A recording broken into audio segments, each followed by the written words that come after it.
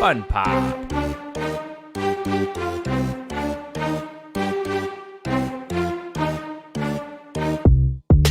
FunPop.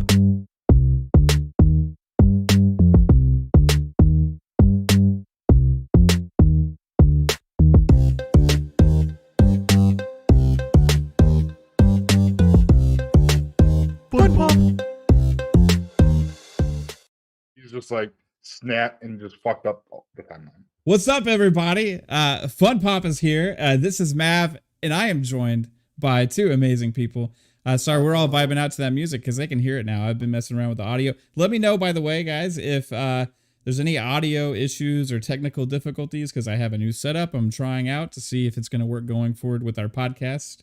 And I hope so, because it allows me to do some pretty cool things. So thank you for tuning in, all of you in the chat. Thank you for being here. It is amazing to have people hanging out ready for the show. Going to be a blast. We are going to break down some of the MCU stuff going forward and talk about some of the other news that broke today.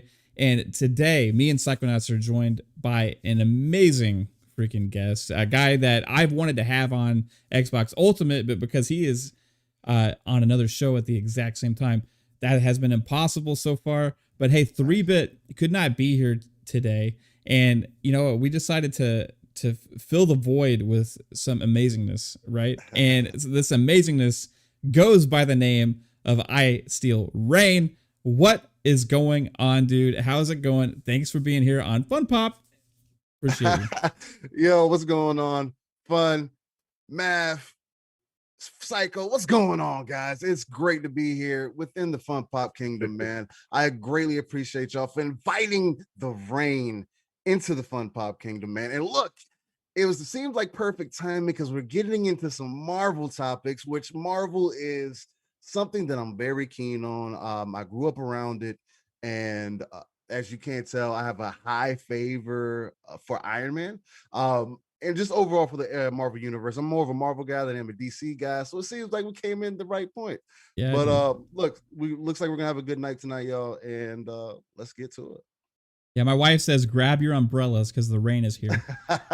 That's right, baby. We got the umbrellas ready because I know that Steel's gonna be raining all over us. Now we've had lots of Marvel and movie and discussions actually just in party chats when we're playing other games and stuff. So, you know, it occurred to me, man, like Steel can't be on Expo. Hey, he could be on FunPop, and I know he's got lots to say, right? So I'm super glad that you decided to take the time to be here with us today. So appreciate it.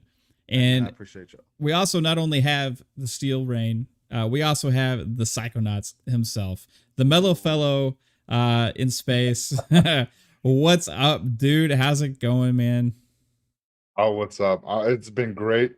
Been just looking at all this Marvel stuff that's been dropping lately, and everything that's been said is really, really exciting me. So I just can't wait to get into these topics and and share this love with you guys, because it's what we do. We love talking about games and movies and everything else. So let's do this.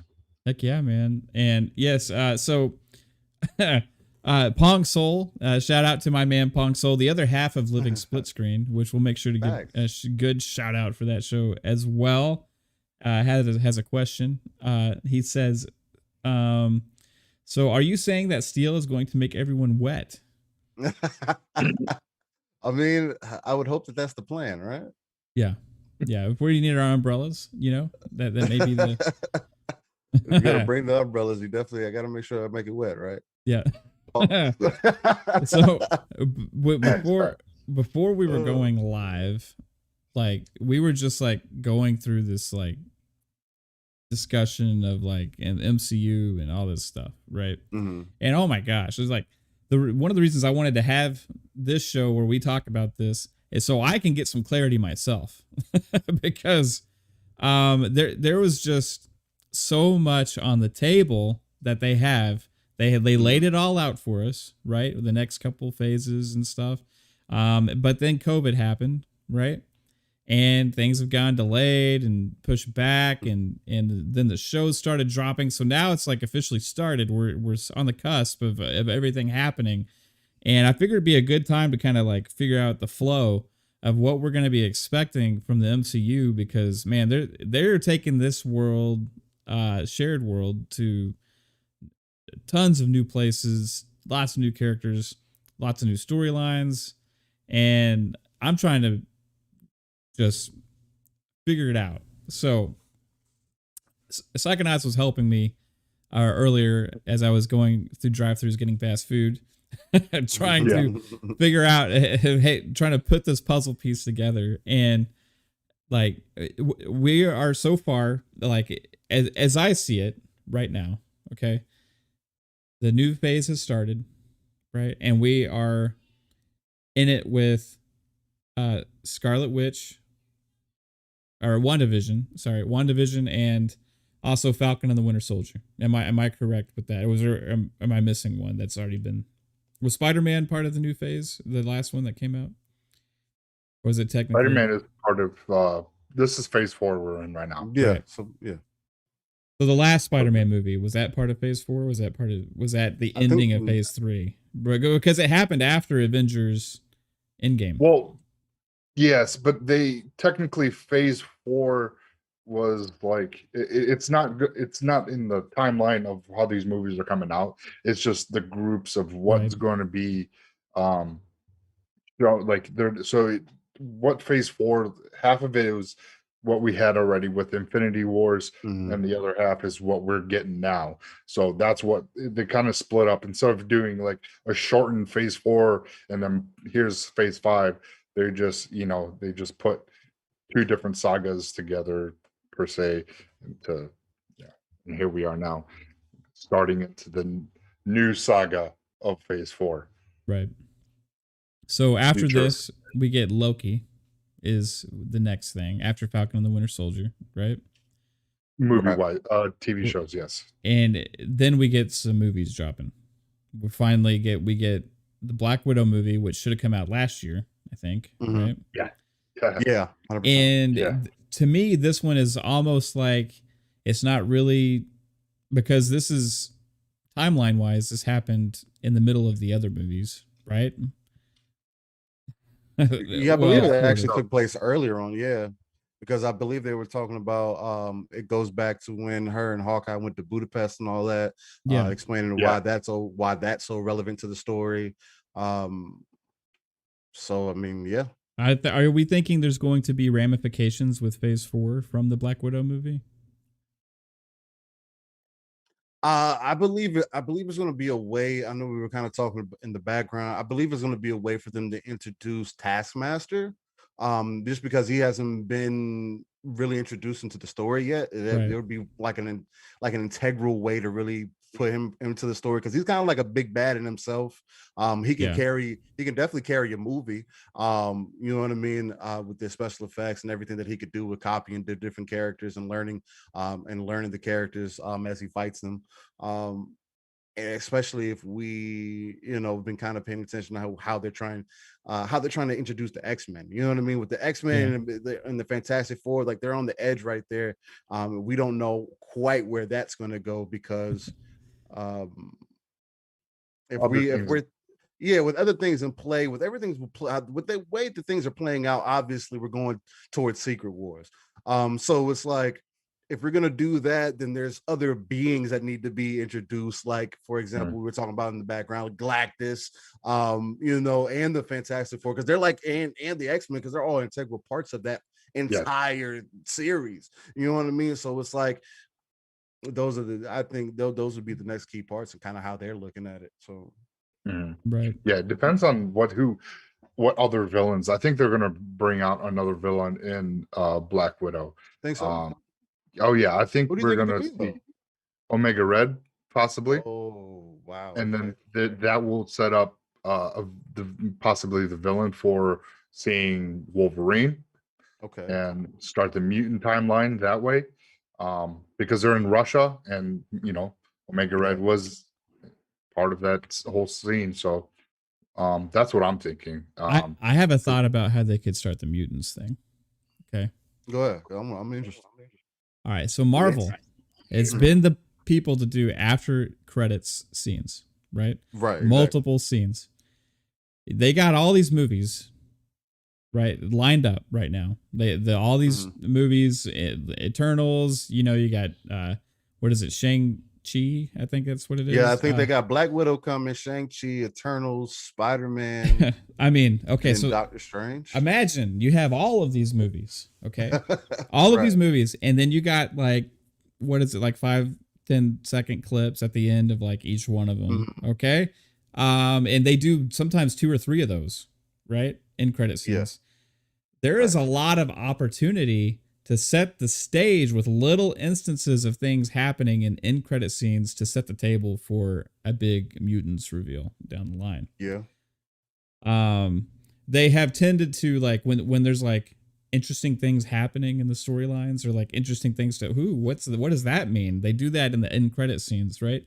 And they could start like trickle by trickle at like after the end of these movies, just giving you a little taste. You know, like, what's that mean? What does that mean? And then, you know, lead up to a big event in one of the movies finally, right? Right. I don't know. It's just a thought. That way they wouldn't have to like affect the movies themselves as much with the stuff that they already had planned and filmed and stuff. You know what I mean? Right. Exactly. I'm 100% agree. Caitlin here talking about Ass Master. Ass Master, yeah. Well, he did not say Ass Master. It's actually Taskmaster. Yeah. You gotta talk to her, bro. Yeah. No, I try. You know. The conversations go where she wants. I'll say that. Ain't nothing wrong with that. That's funny. Yeah, she says it makes more sense with Task. Yeah, his name is Taskmaster. You know, there is probably a movie out there called Ass Master as well. Yeah, I'd be more than happy to watch that with you if you want as well, babe. But Ass Master, let's make a like this fit. Yeah. Man, yeah. Hey, so all right, so we got those movies. We got Black Widow. What's after Black Widow? Actually, I got this. Was it Shang? Is it no? Is it Doctor Strange is after Black Widow? I got this. No, next she. Actually, this Shang-Chi is next. That's in September. That is Black Widow, then Loki, then Shang-Chi. Yeah, Loki is going to be this. Yeah, so Loki, the TV show, is coming out in June. So are y'all familiar with Shang-Chi? Loosely, very, very, very like, loosely. What does he have? What is it? Because I'm not familiar at all. Right? He has 10 rings. That's all I know. What does he have ties to? Is it ties to like Iron Man, or is it ties to like Spider-Man's war? Like because he's got to have ties to something, right? So I'm curious, like where Iron Man. Iron Man. It looks like he has ties to Iron Man. So his like storyline is something with Iron Man that it was never carried out during the Infinity Saga. So 10 Rings. So like 10 Rings is like a crime league that's across the world, and he is going out to pretty much kibosh and put a stop to them. So right. With now Iron Man being out of the picture, maybe that's where they're bringing him in to be kind of like the the world police with the crime organization. Okay, it says right here how it fits in the MCU, seated in Iron Man. Yeah, because he's with the Mandarin with Iron Man 2, so I think that's how it's tying in because of the second Iron Man movie. Yeah, Michael Wolf says ties to Doctor Strange as well. So we got so this year wasn't Mandarin the third Iron Man? Yeah, he was Iron Man 3, I think. Okay. Yeah. Was it 3? I believe so. Yeah, because yeah. But it wasn't really the Mandarin. Yeah. It was like an actor guy. No, it was that, and that's the other thing too. Yeah. It was a fake. Right. So it's like they still got to tie the Mandarin because he's actually a huge character too. He's a huge villain. So it's like when they tie the actual Mandarin in too, that's another way they could probably plug it in. So Sorry, chat. My bad. Yeah, and Got shout my out again to the movies. chat. Thank you, Michael Wolf, for mentioning that. What's up, Pong Soul? What's up? Let's see. I see Psychonauts. You're right here. I see Mike from NLG hanging out as well. Hey, Mars, what's going on, Mars? Lupa, what's going on, Lupa? Key, what's up, dude? How's it going, man? Rain of the Third Eye is out there. Lady AF. Lady. Sorry if I missed some names. Daniel N. Thanks for letting me know the sound was good earlier, dude. We're Paul. excellent. Cerebral Paul's here. Hey, thank you, all of you, for Yeah. hanging out tonight. So we got 3 movies hitting. So we got Black Widow, then we got Shang-Chi and the Ten Rings, and then we have the Eternals. Right? Yes. Yeah, Internal's coming out in November. That is a fact. Okay, and Of this year? yes, Yeah. this year. Yeah. That's in November 5th, 2021, crazy. bro. Like 3 movies. It's already April. And it's crazy because they've been pushing the movies back. So I it's know. like now the movies are gonna run together, which is kind of like a benefit if you think about it. It's true. Yeah, because Black Widow was supposed to come out in May, and then it's supposed to come out in 2020. Beginning of last year, yeah. That whole with everything going on in the pandemic, then it got pushed back to May, and then for some reason, like I don't know, maybe a couple of weeks ago, they're like, we got to push it back till July, and it's just like, okay, and they said, okay, it's set in stone. This is it. We got a date, time, so it's set in stone. So hopefully they don't second guess it and move it back again. Well, hey guys, I got a correction already. What? There's 4 movies coming out this year. Oh, Spider-Man No Way Home, baby. Oh yeah, fuck. Yeah, dude. Supposed to drop this year too. Like, how did I miss it? The last half of this year, we're gonna have like 4 Marvel movies, and we're gonna have Loki. So there it is. It's like we're just gonna be flooded with Marvel awesomeness for the rest of the year, starting in. Well, it's already started because we still have Falcon the Winter Soldier, and then and after that's over with, it's going to go right into Loki, pretty much. So. Well, no, because there's going to be a gap. There will be a gap between Falcon and Winter because Falcon has 3 more episodes, and because in Winter and Loki is in June. So there's going to probably be a month gap in between that. And that's why I thought that's why Black Widow would have dropped, because that would have taken up the end of Falcon Winter Soldier. Then the Black Widow movie would have dropped, and then we would have gotten Loki. They're playing catch up right now. So the timelines are a little jarred up right now. But yeah, once summer hits, once pretty much Loki hits, and then we get Black Widow, is just gonna keep. Yeah, I was gonna say, because after Loki, it looks like, I don't know if they had changed it, but we still got the What If series that's supposed to be coming out. Yep. They got the Miss Marvel series that they want to come out with. Hawkeye, trying to extend that story out. So yeah, the What If is listed here also. It says premiere date this year. The Hawkeye says premiere date this year. I just don't think we have dates yet. It's like, dude, it's like it's insane. Miss It's like Marvel. 2021 it's turning into like not only is it great for game, but it's like the entertainment scene from Marvel is blowing up. Oh yeah, like Marvel turning into Marvel. Xbox. Late 2021. No, Marvel's turning into they're already owned by Disney. Never mind. Maybe that's probably why. You know what I mean? Marvel has the banking of a big company to really and Kevin Feige just hit a gold mine. Whatever he got going on in his brain, bro, he has it just set out. And every movie, like, I don't care what anybody says, man. Every movie has been like solid for me. For me personally, I've enjoyed every one of them. Everyone. Yeah. I mean, they're even the worst of them are like great still. For me. So they got to have this roundtable of awesome writers and creators to plot all this together, and him kind of overseeing everything, right? So sometimes, like, one person gets all the credit, right? And which we give all the credit to Kevin Feige, but it takes one guy a lot of times to orchestrate to orchestrate that. Like you even though a lot of other people are having like major contributions to it, right? Major, massive contributions to the direction of where everything is going. Like without the one person having that last like check mark, say, okay, this is good to go. You know, you work on this. Hey, let's see what you can come up with for this, and then say, I don't like that. That doesn't work. Let's, you know, you got that one person that's kind of like the last filter, right? Right. And that's like super crucial for something that's cohesive, right? It's got to be cohesive, and what they've created is a masterpiece of cohesion for film.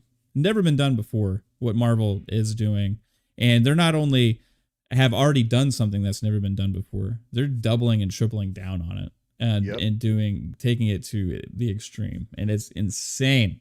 So going into next year, March of next year, Doctor Strange and the Multiverse of Madness. Oh yeah, that is going to be awesome, because you were going to have whatever happened with WandaVision. We see her with the book and summoning, trying to find her children, and is probably going to go to Doctor Strange to either he's going to come and said, listen, you got to stop what you're doing because you're messing with a power that you don't quite know yet. Yeah. So either he's going to help her, or he's going to, something is happening. It's massive, because something's going to happen, and then that ties in with Spider-Man. Isn't it in the comic line where like the Scarlet Witch, isn't she more of like, because she wasn't necessarily a good guy, like. She started as a villain per se, because she was, you know, with Hydra, and then she kind of went good, and then met, you know, Vision, and kind of had a thing going, and she kind of pretty much like wiped out all mutants with her hex powers. Exactly. Well, and that's what I'm saying. So it's like with I think they're going with this. I think they're doing the opposite with her hex powers. And so instead of getting rid of the mutant powers, I think she's going to introduce the mutant powers. Because if you look at the, like Matt, I told Matt before, if you look at the photo with Spider-Man, it's Spider-Man on the what is it, the Swords spaceship that's out in outer space. That's where Nick Fury is, and yeah, he's looking back at the Earth, and it's got that hex thing over it or whatever. That red aura around it, which is the hex, right? And because we saw what happened with Monica Rambeau, which is going to be, I'm calling her Photon. But she was originally the first Captain Marvel, but we already have a Captain Marvel. Right. So like but she had multiple names, but Photon is like the second most popular character she was. Okay. So that's who I think that she's going to be. It also goes along with the outfit that she's been wearing, right? It kind of looks kind of more like the comic. Right. Yeah. So with her gaining her abilities in WandaVision. So think because of that, I think with what we saw in that picture, that's how we're going to get the actual introduction of mutants, new mutants.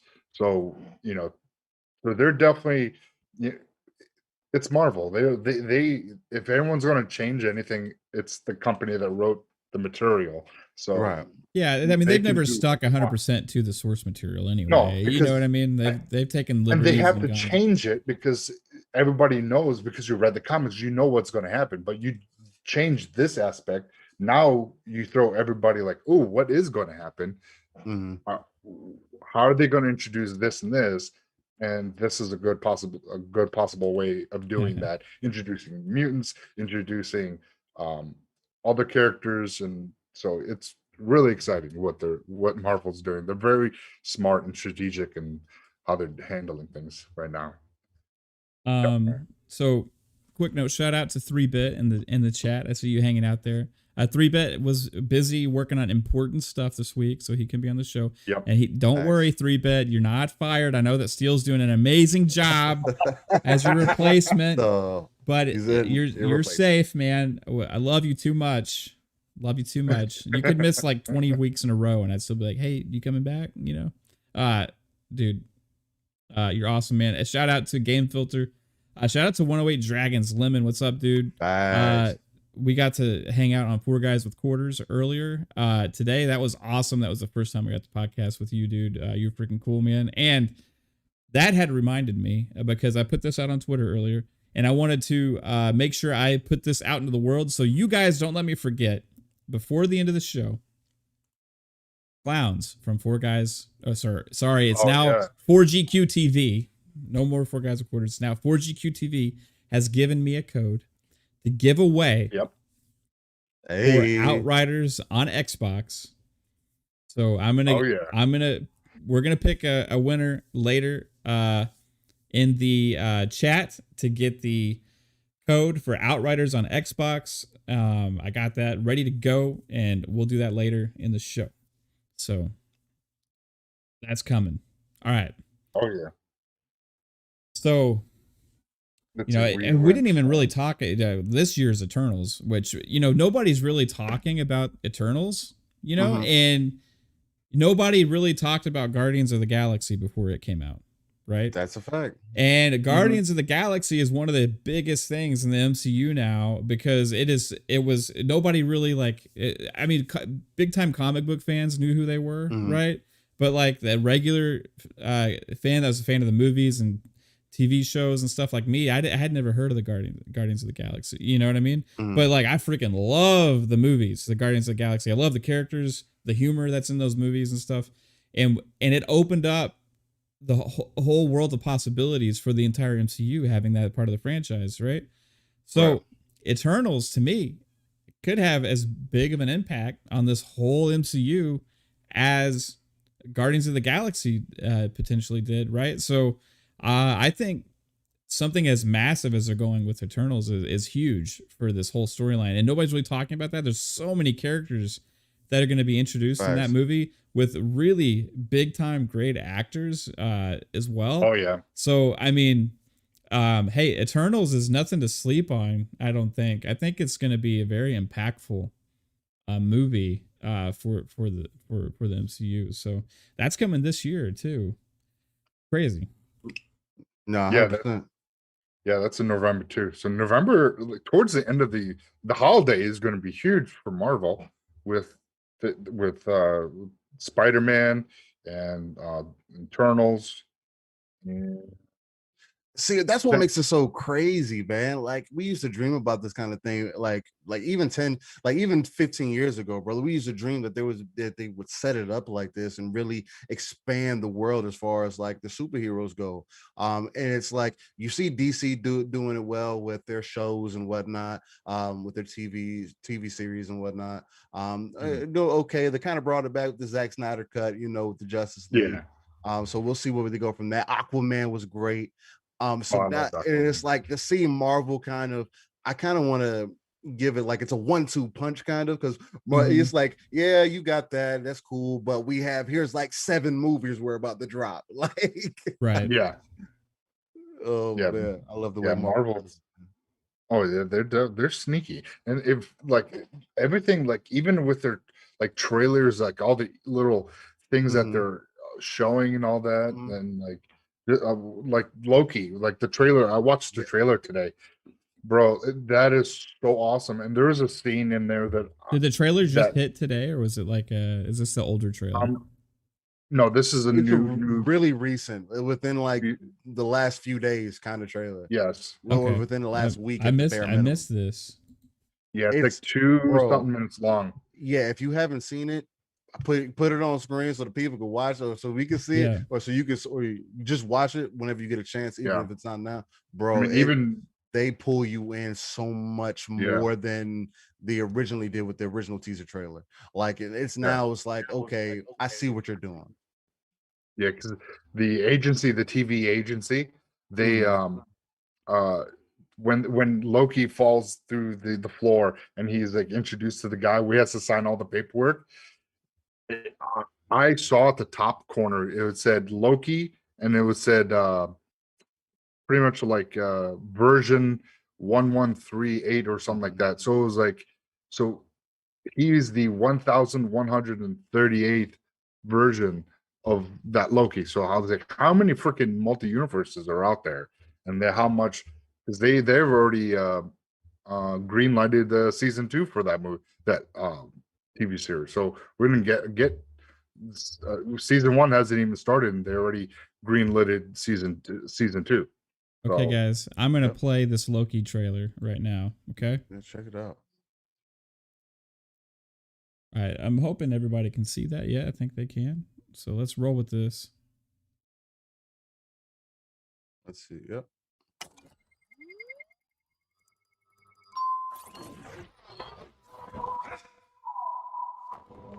I know what this place is. The timekeepers have built quite the circus. And I see the clowns are playing their parts to perfection. Big metaphor guy. I love it. Makes you sound super smart. I am smart. I know. Okay. Okay.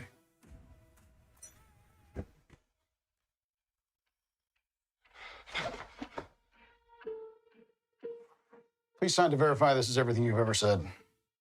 This is absurd. Sign this too.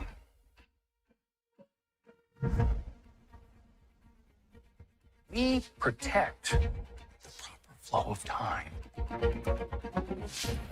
You picked up the Tesseract, breaking reality. Let's fix it. Why me? I need your unique Loki perspective. Do I get a weapon? Yeah.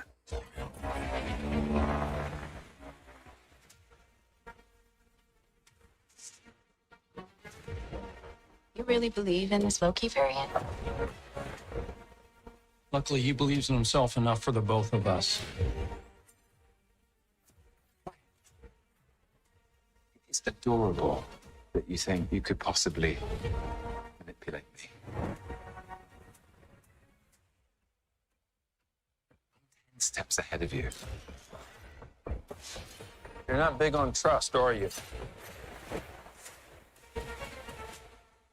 You can trust me. Loki, I've studied almost every moment of your entire life. You've literally stabbed people in the back like 50 times. Do it again.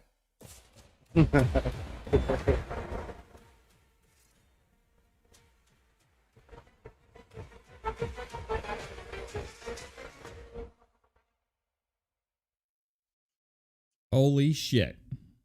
Yeah, bro. Like it gave me Oh, like man. Doctor Who kind of vibes. Yeah, It gave me, dude. like there's just so many angles that they can do with it. Like, the DC's Legends of Tomorrow, how it's kind of like random. They're kind of all this doing this random kind of stuff all the time, going on random adventures, I guess I can call them. It looks like it's going to be the same thing, but with Loki, and it just fits the character and the actor, bro. It's just he's selling the role so well that I it's perfect.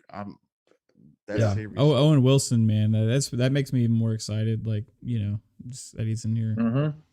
Yeah. It's Yeah. dude. Was it Valkyrie? Was that Valkyrie in this? Was that? No, This- that was no. that was Kang the Conqueror's love interest in the Okay. comics. I could have forget swore I her saw name, though. Valkyrie in there somewhere, but no, maybe not. No, she kind of looks like it, but Yeah. she so yeah, they're going to be introducing at least they're going to introduce the second villain. We know Taskmaster, that's going to come from Black Widow, so they're going to be introducing King the Conqueror, and I think he's going to make an appearance in this because he has to go to different multiverses to fix his wrongs, because him taking the Tesseract disrupted the timeline. So Mhm. that's how I think they're going to introduce him, and then that's how they're going to introduce Fantastic Four, and then and the other movies and stories that are going to come out from that. So it gets you hyped. Like Marvel is like they're on a freaking path, and whoever gets in their way, they're just running them over with what they're bringing out. It's amazing. Yeah, dude. That's a fact. All right. So They get after you psyched. that, So after we had talked about where we had left off going into 2022 was Doctor Strange and the Multiverse of Madness, right? We went off on a little bit of a Loki tangent, you know, because I didn't know that trailer came out a couple days ago, so I had to see it. Then we got, and that also gave me a chance to test this playing something on the screen during the podcast, so you guys could hear it fine and on Zoom, right? I don't know how the sound was. I saw one comment from Pong say is a little funky, so we'll see how the sound was on the stream afterwards. But I hope it went okay. So then next year we got Thor: Love and Thunder. Yes. And from what I remember, isn't Natalie Portman back in this? Yes. Right? Yes. From what we know so far, yeah. Which that's been missing, like from the Thor movies, in my opinion, right? And from the MCU, because you know, I thought that was like a good character, and it kind of grounded Thor a little bit, right? Because he just seems, without like her for some reason, he just seems like too OP. Yeah, I guess like ground him a little bit, give him a weakness, a vulnerability, right? You know what I mean? Like something he cares about that can be a crutch, you know? I don't know. Yeah. I'm not saying she's a crutch, but you know, like somebody could take advantage of his love interest and like kidnap her or something, you know? We saw, like, what was the last time we saw her? Was actually in Endgame or Infinity War or something, or where they like took from her blood or something, when they went to get the hammer, when Thor went to go get his hammer back. Yeah, when that was in the recent Thor movie, I thought, wasn't it? No, that was in was that in Endgame? Avengers Endgame. Yeah, that was Endgame. Okay. Yeah. They had to get the you're right. Extract the Infinity Stone from Natalie Portman. I mean, it's all these. It's just crazy. Okay, all right. So we got Thor: Love and Thunder. Who knows what's going to happen with that? I'm sure people smarter than me can come up with a lot of things, but he went off with the Guardians of the Galaxy, right? Yes. Yes, he did. So supposedly, go ahead. Asgardians live on Earth now. So that's a thing, right? And there's a whole like village of them probably now. And are they, I mean, powerful on Earth? You know what I mean? Or is it, so just curious. I don't know how that's going to play a role. Right. Okay. So that was Thor: Love and Thunder. That was, I guess, phase 4, right? Yeah, I believe that's before we could tell. Yeah. Other than the What If, Miss Marvel, and the Hawkeye TV shows that are supposed to be coming out this year too. Yeah. Seems to be it. Okay, so it's a lot. You know, it looks like phase 4 is going to last through 2022, and the beginning of 2022, in middle of 2022, and then phase 5 is going to start at the end of 2022, which is interesting, right?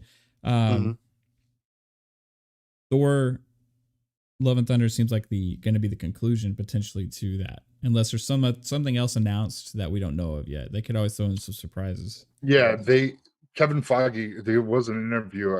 Sorry to interrupt. There was an interview that he did, and they were like, "Is this it for phase 4?" Talking about what has been announced, and he kind of hinted at it's not. There is going to be an X-Men or 2 that are going to drop in phase 4 sometime in 2020, either at the beginning of 2022 or that, because there's from what is that, May till up until so May up until July, so there's 2 months, so there could be, they could drop something else, because there is another movie that there's in production right now that no one knows about. So that could be either an X-Men. That's what I think they're working on, something that nobody knows about. They're going to come out and wallop us with something, right? Yes. So what we know of right now, that's we're not done with phase 4, but they haven't said what it is. So as of right now, Thor might be the last, but like I said, Yeah, maybe but I know they've been talking about Black Panther 2 was in production. But we still don't know what they're gonna do with that as far as like whether they're gonna replace the Black Panther. they did. Or are they gonna use Shuri as to replace him? There's a Oh, they have casting call, I think, for They Black have Panther. somebody. Okay. No, it's coming Did they out find in somebody? July. Okay, so it's gonna be it's kind of like how are you gonna play off of that movie? And they could end it honestly with Captain Marvel 2, because I know that's also apparently in production. And that's right now, from what I'm seeing, it's supposed to be slated for 2022. Yeah, So depending on November what that 11th. comes out, that could end that. And then we know that Guardians of the Galaxy Volume 3 with whatchamacallit coming back. I can't remember his name.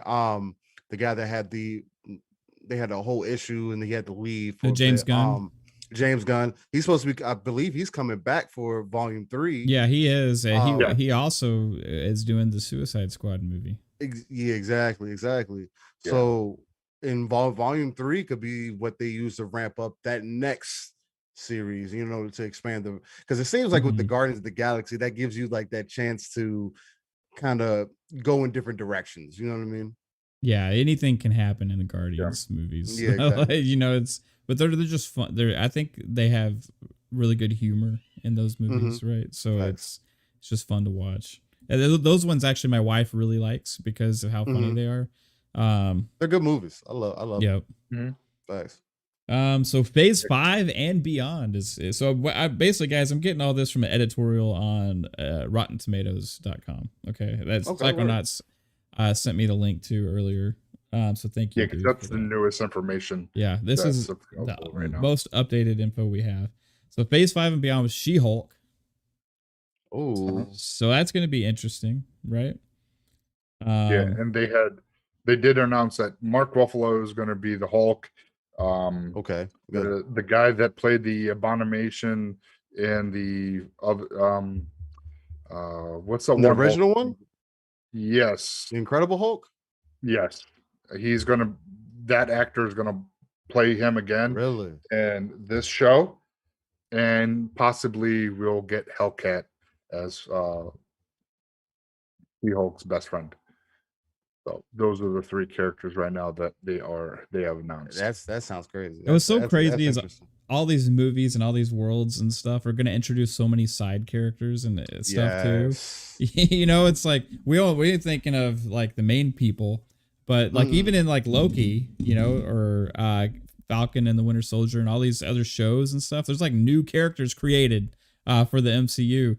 It's just like so much. It's just a lot. It's pretty freaking awesome, and I think that it's going to become a point where it's just so much that it's like it doesn't matter anymore what you do or don't know, because it's going to be impossible for newcomers to like really absorb and know everything, right? But there might be something there for everybody, right? That somebody could really be interested in that might get them hooked in, because like it's just so many. It only takes one of characters, right?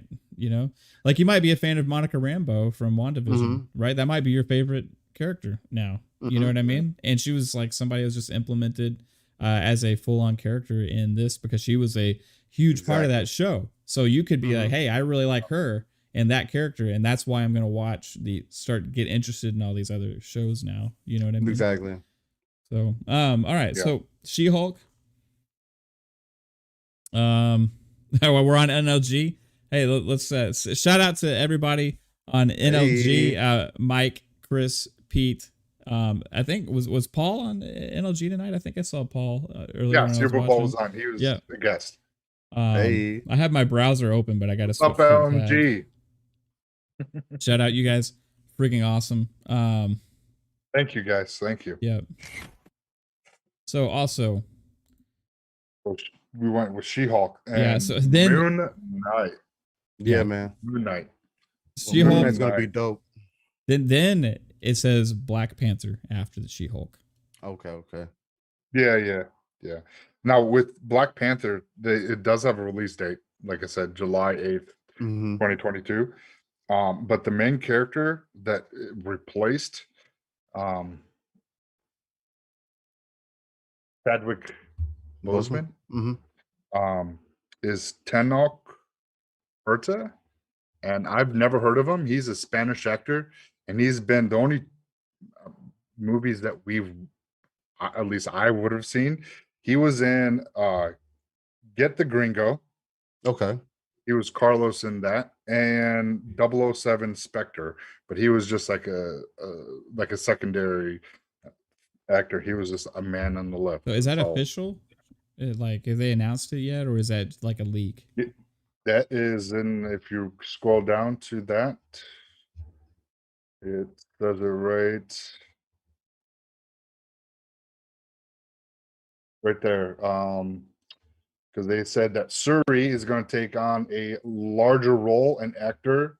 Mm-hmm. Yeah, she's awesome in that. In In Black talks Panther. to play so he's in talks to play the primary antagonist. Okay, I think okay. again, I'm gonna put something out there into the world that I think 3-Bit should play Black Panther. Hey, His dad worked for Marvel. Come on, you know. 3-Bit could be the new Black Panther. He's got the looks, you know. In the first one, he had a kid. You know what I mean? Hey, just putting it. He said he wants to do it. He said he was going to check into the casting calls. I don't know if any of this is true, but just throwing it out there. He's done some acting before. Okay. So he could be the next lineup to be the Black Panther, man. Yeah. Just putting it out there into the universe. Suri would be I would like to see her being the Black Panther. That's what I want to see. But based off of the first movie, I want to see her become the Black Panther just because it makes sense. Because she could be the tech fighter for Wakanda. You know what I mean? Kind of like what Iron Man was, and then boom, you bring Ironheart into it later on. She can help Ironheart out, really get her right with the vibranium and everything. They get the tag team going. Like, boom, you got your girl power thing going, which would be great for just the overall of it. You know what I mean? If you want to take the story that way, that's one way to take it. Because I know a lot of people are kind of up and down with actually replacing Chad as for the role of Black Panther. And I mean, I understand, but at the same time, like they say, the show must go on. And who else can do it? I'd rather them just follow the story, you know, or like because it's already established. She's us as lovers of the movies and the comics. She would do justice to the role as an actress, and I think they would hit it out of the park. Because if they're trying to, if they would bring in a female hero to take over, to take a place of an established role, that would be a good way to do it and keep the story fluid and not kind of mess it up. Because everyone, I mean, I liked her. She was funny. She was great in the Black Panther movies. In the movie, sorry, there was only one. Yeah, she was in also Endgame as well, right? Was it Endgame or Infinity War? One of the two. She was in Infinity War. Yeah, it was Infinity War. She was at the end. She showed up with everybody. Trying to so, I think that would make sense too, right? So there's a lot of options they can go with, right? And one thing with the lore, I guess, the Black Panther is like a mantle that's passed on, right? So there's a lot of directions they could go with that, So, and I believe there's a storyline already connected for Shuri anyway, as far as her picking up that mantle. So I mean, it's not that would be pretty badass, dude. And she's already got that, like she's already a badass, So. Yeah, exactly. It would just be a dope angle if they wanted to do it that way. It would deck out all her equipment with the best and the highest tech there is, and and just heighten up her new role as Black Panther. Facts. People think, "Oh, you're a little girl," and she's like, "Oh, I'll show you, little girl." Yeah, facts. Facts. Yeah, it'd be dope. I definitely, I'm on board with that.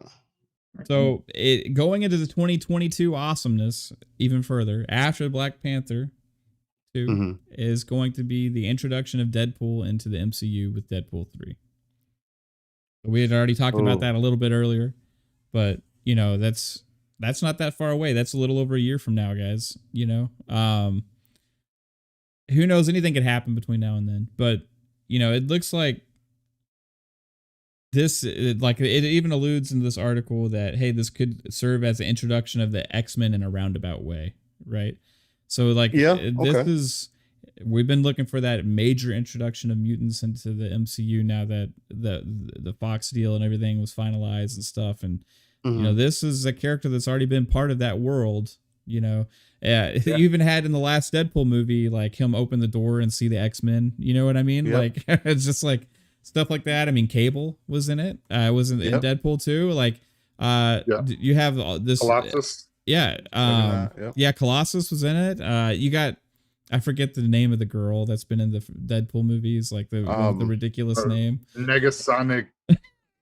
Yeah. Teenage something like that. I can't remember. I know it's a thing, but I can't remember. But like, you got this person that's already in that world, making themselves known. A Juggernaut, right? He was in there, right? So, Deadpool's in the X-Men universe. So already you're bridging the gap. Now, how do you bring in a known character that is associated with another universe that is going to cease to exist and start a new universe revolving around that same character? That's going to be the twist, because it's not going to be all the same people. Like freaking Josh Brolin was Thanos and Cable. You know what I mean? Yeah. Exactly. It doesn't work. You know what I mean? Like, I don't know. Maybe they can pull it off because Thanos is so overdone, right? Like with facts. Like, with, he doesn't with look makeup like or Josh CG Brolin. stuff, Cable, right? Cable looks like him. Yeah. So, are they gonna have Josh Brolin play two characters? No, I don't think so. They're not gonna have Josh Brolin play Cable and Thanos in the MCU, right? They're gonna have to figure out. Okay, here's Deadpool, but here's the cool thing about Deadpool. Deadpool has always been self-aware. Yep. So Deadpool has even in the end credits, like, or whatever, joked about Green Lantern, right? Yep. So they could easily just put something on the screen like, hey, look, I'm in a new world now, and just joke with us about it and just easily write it off like that, right? Yep. And that's, I guarantee you, how they're going to pull that off. Because that's with this whole multiverse thing too, that's a whole different angle too. I mean, it just, with them introducing the whole multiverse factor, especially with Loki, I think it's going to show us the other possibilities that may be out there, and that could be a tie-in. Like, there could have been mutants, and there could have been a whole different set of X-Men, or like we've been saying, because I know even in WandaVision, people were thinking that was the Quicksilver from the First Class, or that from that series of X-Men, or whatever the case, and come to find out, supposedly it wasn't. So it's like, there's so many different directions that they can go in, and really to open up the world. I mean, and with Deadpool, it's so easy because, I mean, like you said, he's kind of a character you can just write into whatever. But for me, it's like, I from being a fan of like how the original stories go, I still want them to hold some semblance to that. Like, it doesn't have to be exact, but I still want them to have some kind of cohesiveness with it that brings the story together. Because it's like, right now, it's like they're starting in different parts, and they're trying to puzzle piece it together. And that's what I'm fascinated by, that the way that they're puzzle piecing it together, because I didn't see it going this way. You know what I mean? So it's interesting. I'm getting Deadpool in it, especially getting an R-rated character who has R-rated movies into your PG-13 movies. What are you gonna do? Unless you're gonna tell me Blade's gonna be rated R. But they've already said he's gonna be PG-13. So exactly. Yeah. So what are you gonna do? It's hard to make a Deadpool movie and make it PG-13 because Deadpool is so over the top. Yeah. Exactly. They're gonna have to, if they don't make this, what they already said, there it is gonna be rated R, right? So if they didn't, like, there would be so much backlash about like Yep. Deadpool going into, you know, the MCU, and like the comics and everything about that character has always been over the top and stuff. So it's, I think it fits, but they're gonna probably not go as far as they would have with the other movies. I bet maybe not. We'll see, but. There's going to be a disclaimer before the movies, probably at least saying, "Hey, this one is not for kids." You know, scrolling across the screen before you actually sit and watch, so that way parents don't get angry, right? And then, I don't know. We'll see. I bet they'll be like, it'll try and get the word out, you know, because they're trying to be careful a little bit more than. So it's Disney. They got a reputation to keep, so they definitely will. Oh, by the way, the character's name was Negasonic Teenage Warhead. Okay, that's there right. you go. That's so stupid, but so cool. Also, at the same time, you know. So definitely, I would love to see whoever is going to play Wolverine. Yeah, hey, they were talking about Henry Cavill being Wolverine. I know. It's a rumor because they're not going to be Superman anymore. I know, and that's that's a whole different episode of Fun Pop, because I am not happy with that if that is true, because DC they dropped the ball now. Yes, they did, big time. Like, you know how hard it is to cast Superman. You know, you had the perfect. You had he. I mean, he was honestly. I mean, I liked Christopher Reeves was great. Or Christopher Reeve was great. And, memorable, yeah. And you have like the Smallville guy, or I can't remember the name of it. Tom Welling. I think, never got into it. So. Tom Wellington. And then you have Henry Cavill. That's to me like he just fit that role really well, and it's hard. He came across as like he could be like a down home guy from the South that works in the city. He can be that guy, but he's also he looks like Superman. You know what I mean? Yeah. And you know he's ripped, right? I mean, he's got that look. You know, it's just a Superman look and stuff. Like he's just a good casting for the role. I mean, he plays a good likable character, right? Because when you're like powerful like that, you have to have just a likable character to you as what you portrayed to not seem like some overpowering jackass, right? Like he I think he portrayed it. Now he's also a great character actor because hey, guess what? Geralt of Rivia, he portrays that masterfully. A completely different character. It's crazy. Dark and brooding and sarcastic, right? Like amazing actor, dude. Henry Cavill has my respect, and he's a gamer. Right? Yeah, facts. 100%. Yep. Yeah. So freaking that guy is awesome. Like he's A-okay in my book. And if he plays Wolverine, if he's not going to be Superman anymore, then hey, Wolverine is for me like the next best thing for him, because it's going to be hard to replace Hugh Jackman. Yeah, you know? that's what I fight with. Who's gonna replace Hugh Jackman? And it's unfortunate that they couldn't get him in the yellow and blue suit, or some kind of iteration of that, or like fully Wolverined out, like fully Wolverined out. Because again, I mean that's how a lot of people recognize Wolverine. I mean, I understand bringing the realism to it. But at the same time, if you want to bring that character to life, there has to be somebody that can stand and portray that character. And like Mav was saying, Henry Cavill has that stature for it. If they I think he would be the perfect option to put in the suit and really, take over that Wolverine mantle and really start this. I mean, again, you have that kind of cocky mentality that I'm the man, nobody's above me kind of mentality that he kind of had as Superman also. I think it'd be great, man. I like him as an actor too, even in the it wasn't a Bond movie, but it was a Bond like Oh kind yeah, of the movie. yeah, I know what you're Um, talking about. It had like Army Hammer in it or something. yeah, as well. yeah. Yeah. That was a good movie too.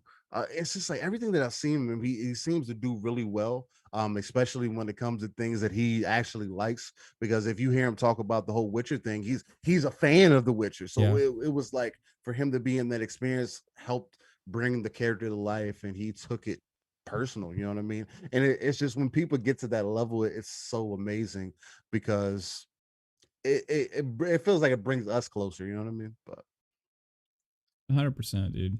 Hugh Jackman is like, out of all the superheroes that have ever been cast, like he's just like, well, give me another one. Robert Downey. Iron Man. Okay, you're right.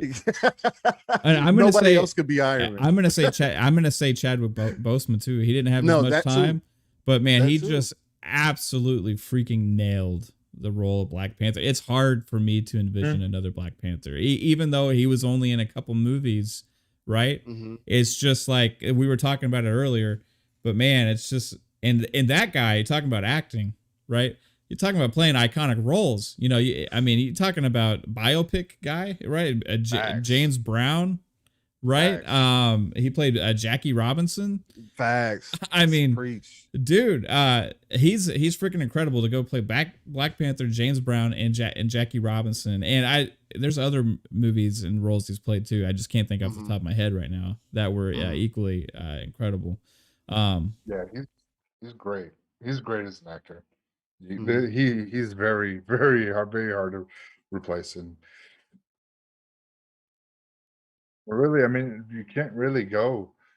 I mean, Doctor Strange, you know, he's also Yeah. one of those characters. Dude, they did nail the You casting. look on at him Doctor as well. Strange, he looks and plays that part. Yeah, he's a pompous very ass, well. you know, Yes. and he's That's sarcastic how and he's he funny and he's was. smart, right? Yeah. So Marvel with their Marvel's Yeah. casting Talk. is bar none. Bar freaking none. You And the can't funny thing is they made mistakes and they just like erased them from, okay. They're not afraid to like recast a character Yeah. when they realize, okay, we They screwed have up on no- this one, you know? Like how many times have they rebooted the Fantastic Four at this point? This will be the third time. Like, Well, Yeah. that was Fox. That was so Fox. Yeah. Now Marvel has. I mean, them. yeah, wanna but see- still, Yeah. you know what I I mean? want to see what Marvel does and who they cast. Like they have the character, the guy from The Office. What's his name? He played in what's his name? He. Oh my God! Why is his name coming What to a movie? blank? He was in The Office. Mhm. He was John he Krasinski? played. Yes, thank you. Oh, okay. So they're saying he's going to play possibly Mr. Fantastic. That was to be a great casting. That You would be know. interesting. He is amazing in freaking Jack Ryan. Jack Ryan. Yeah. I like On Amazon Jack Prime. Ryan. On Amazon Prime, guys, check out Jack Ryan. It is a show that's had 2 seasons so far. It is absolutely awesome. I love it. So going on past that, after Deadpool 3, we have Captain Marvel 2. Yes. So that's in November of next year. Any thoughts on that? Yes, sir. Yeah, and they're going to introduce Miss Marvel to that, Okay. and Monica Rambeau. Yeah, So makes we're sense. going to see Photon and Miss Marvel and Captain Marvel 2, which is awesome, and especially with Miss Marvel. I mean, she's a new character, so for them to make her as a main character in the video game for Square Enix, Facts. now she has a role in a TV series, Mhm. and now she's going to be on the big screen. So with a new character and everything that we've seen movie wise is already established characters that have been out since the beginning of Marvel and up to a point.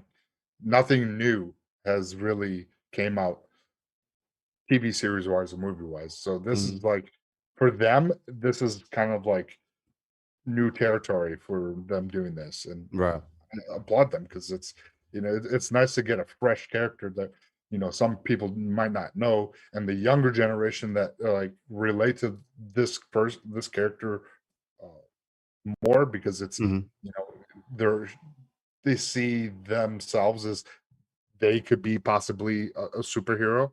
So it's definitely going to bring a whole different crowd. So you're going to get a mesh of old school comic book people with new school now. So it's great. I love it. Yeah, that's a So, fact. Yeah, I'm right there with Psycho with Captain Marvel 2. Like kind of what I was speaking on earlier. Captain Marvel 2 has a kind of the way to. It's another one of those movies I kind of see on the line of the Guardians of the Galaxy kind of series because Yeah. they can take it anywhere. It's more spacey.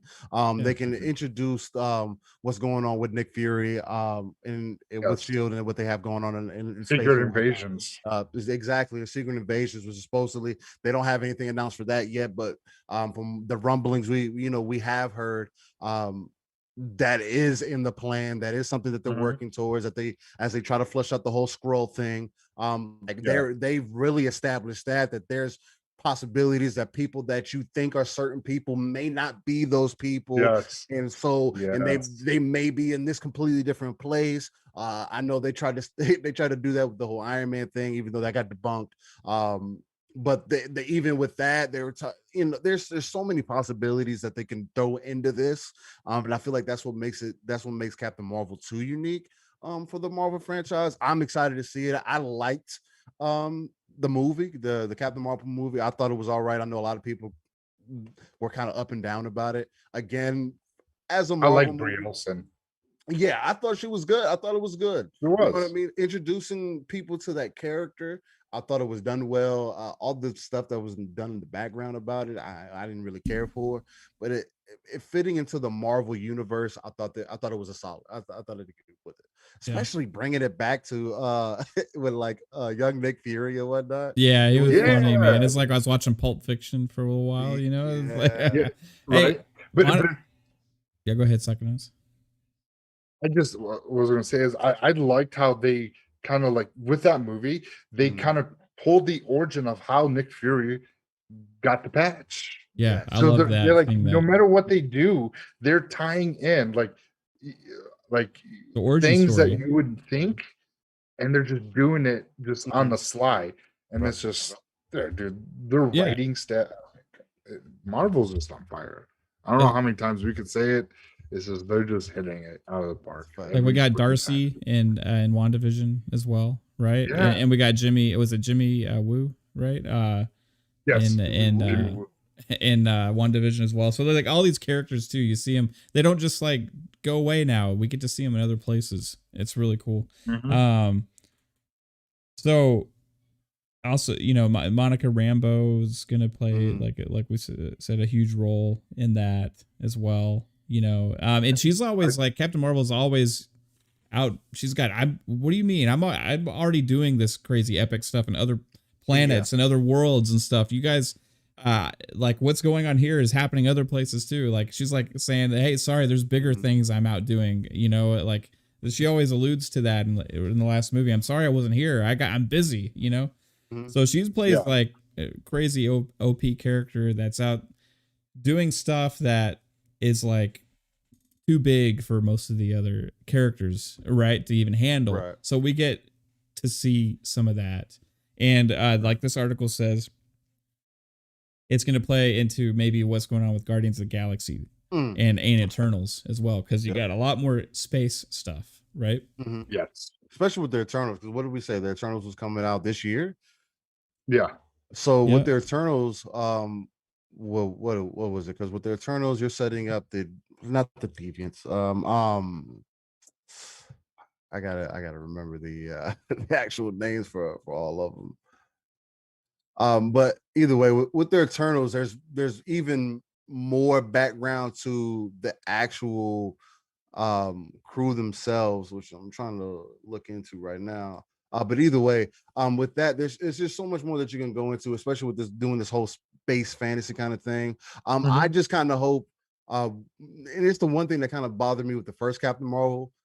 in the second one, I kind of hope that they not necessarily put more action in it, but more so actually explain what is she doing. Like, not just say, oh, she's off doing stuff. No, what is she doing? Because that stuff is important too. Like, it's not just, Yeah. I mean, I understand that they're kind of, for the plot point, they kind of just throw it under the rug, but when you know what I mean, when you make it seem like you get her and make it seem like she's important to the story for Infinity War, she fights Thanos, you know, for Thanos or whatever the case might be. It's like there's backstory to that too, like what is really going on, because she's actually a huge integral part to a lot of the space stuff that's going on outside of Earth that we haven't been introduced to yet. So Yeah, I think with this, I think with at least with part two, they're definitely going to touch on what has she been up to, where they didn't want to allude to that with the first movie because they wanted to tell the story, and then once End War, even Infinity, the first Infinity Wars, and then the End Wars, or End Games, I should say. They didn't want to allude to everything that she was doing because they're going to explain it into with this movie. I think that's what we're going to see. We're going to see that, and then she's going to come back, and so we're probably going to see a lot of what she was up to, and then she's going to come back and be like, then she's going to see Monica Rambeau, and like, what, when did you get superpowers? And then somehow Miss Marvel is going to be introduced as either he's going to fight someone, or something's going to happen. She's going to be like, hey, like someone's in trouble, or you know what I mean. So she's going to somehow they're going to introduce that timeline, that storyline there. Facts. Okay, so then we're moving out of that's November of 2022 right now is what it's slated for. Okay. Now we're moving into guessing territory, okay? Because right now the next few movies don't actually have release dates. They're just it's just guesses they have, right? And these are going to be 2023. So the first one is Ant-Man and the Wasp: Quantumania. Okay? And this is where this article is saying that this is where they're going to start introducing Fantastic Four stuff. Oh, okay. So that's a guess from them, you know, but it's very possible. Okay, makes sense. That's with King and the Conqueror. Then that's all that ties into now. Yeah, that's what they say in here. And then which would remember how we said about, you know, Captain Marvel having potentially Guardians of the Galaxy and Eternals stuff, right? So after Ant-Man and Quantumania, which also potentially has Fantastic Four introduction type deals with it, then you have Guardians of the Galaxy, right? So you see how the MCU at this point with multiple movies will have been way more than just saving Earth, right? You're talking about going to space, quantum realm stuff, you know, you got Doctor Strange, then you got Guardians of the Galaxy again, you know, all that stuff's tied together. So that's slated for early in mid 2023 with Guardians of the Galaxy 3, which who knows, we're going to see Thor there, assuming, right? Groot may be fully grown at this point again. We'll see. Then July of 2023 is what the guess is. Blade. Oh, that would be fire. Now, is this actually part of the cohesive MCU? Like, or is this the start of something new? I think it's the start of something new with the MCU, where they could be telling a whole different timeline with the monster timeline with Ghost Rider. Okay. Yeah. Taking it into a different direction where it kind of like splits off on it's like two different sides. Like this is the superhero side, and this is the more not necessarily realistic, but more so like maybe like the demon supernatural. Yeah, there you go, supernatural side of everything. Yes. a supernatural side. I mean, both sides are still supernatural, but Yeah, well, you know, but I get what you're saying. You know what I mean? More ghosts, demons, goblins, stuff like that. Because Exactly. when you bring Ghost Rider in, that's what I mean. That's what you're dealing with. Not to make Mhm. it seem like either one of those characters are like weaker anyway, and whatever the case might be. They just deal on a different plane of. They deal with Yeah. different things. Yeah, yeah, they're not. They're not with the whole space and like Yeah. superhuman powers. You know, Ghost Rider's taking souls from Yes. from people that are not they're doing bad. So it's definitely cool that that they're doing that, because I think everything that they're doing is going to serve one goal, and that's that end, that their end goal. And when we get to that point, how can they create later a in- moment like they did an in-game for us all, right? yeah. So That's what all this touch is on going to be that about. later. So Blade is going to be a new introduction into a whole nother world again, and have possibilities and lore, characters. And hey, I think they nailed the casting on that as well. Yes. Mahershala Ali is freaking awesome. And I mean, it's hard. Again, Wesley Snipes was a badass Blade, right? Facts. Those movies were actually really good. Going back, He saved the Marvel series. I felt like movie series. They were definitely different, and they the second one was a little bit more cheesy than the first, right? But man, the first one was came across as hey, this is different. You know what I mean? Like, you think this is a Marvel thing, it was cool seeing that darkness, right? From something like Marvel in the theaters, and they didn't really hold much back. It was pretty awesome. And that actually is funny is, hey, Ryan Reynolds was also in Blade. Yeah. Right. So man, so he was in Blade, he was Green Lantern, and also now Deadpool, right? So wow, that guy's made the rounds. I will say, I think he could have been a good Green Lantern if he was in a better Green Lantern movie.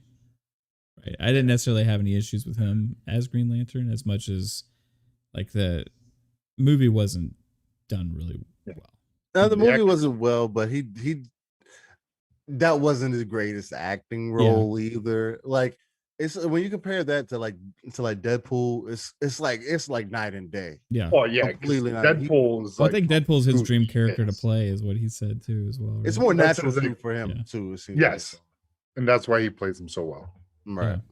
So I mean, hey, he's good in rom-coms too. that is true. He is.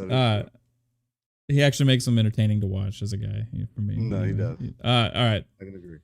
Then after Blade, we get Fantastic Four.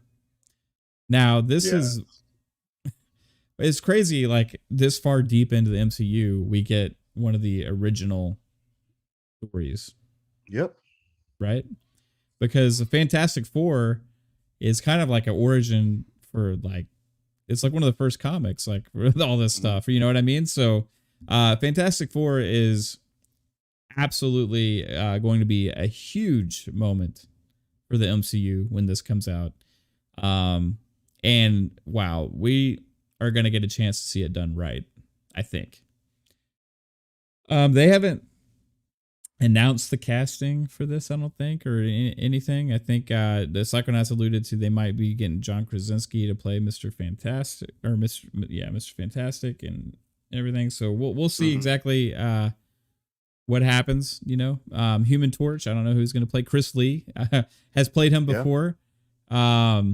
So Chris Evans, not Chris Lee. Sorry, I was thinking Halo in my mind. No, you're right. Chris Evans, played him before. And they've had Jessica Alba has played the Invisible Woman, and also you had who was it in the redhead girl played her in the newer one. And then in the new one, I know Yeah, I can't remember. her name. I've watched that movie one time and I don't remember any of that It was movie. a I always funny remember thing. the original one. Man, that movie actually I'm bad. started out decent for me. Like I think it was building the characters well. You were kind of liking them and I stuff. agree. And like somewhere in the middle of the movie, they forgot that there needs to be a build up to an end, because it's Right. like the whole movie was like the beginning, and then it just ended. If you Yeah. know what I mean, like Yeah. I get what it was so weird. Like it actually felt like a really good like introduction to the characters.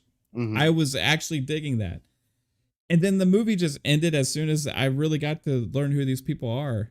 There was no big epic moment, like nothing. It was just Yeah. kind You're of talking about the new Fantastic Four? yeah, it was The newer. yeah. Yeah.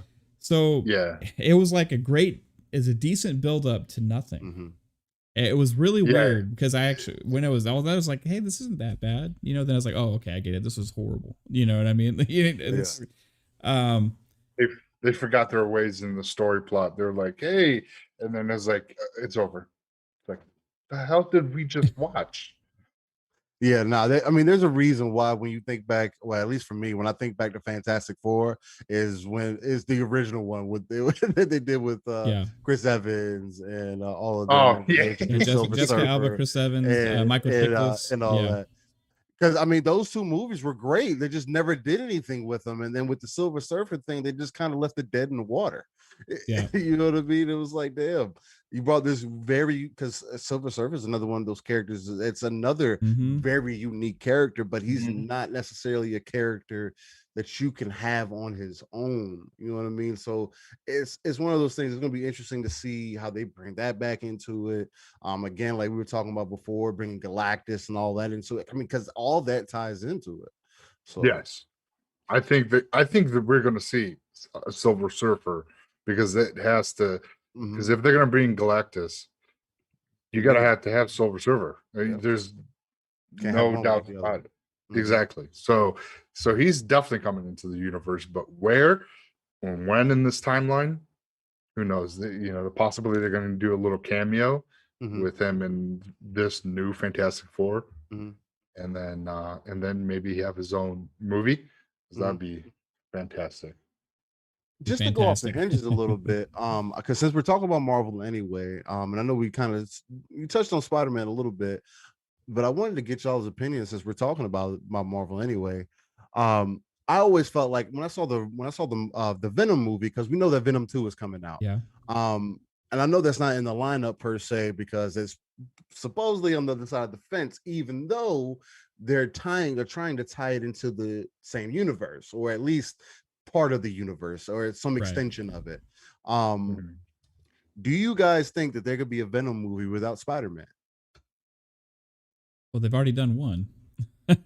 Yeah, I mean, but So- it's one of those things where they did the one and it was good. It was an okay setup. Like Yeah. for me, because in the original, for me, how I was kind of introduced to Venom was through Spider-Man.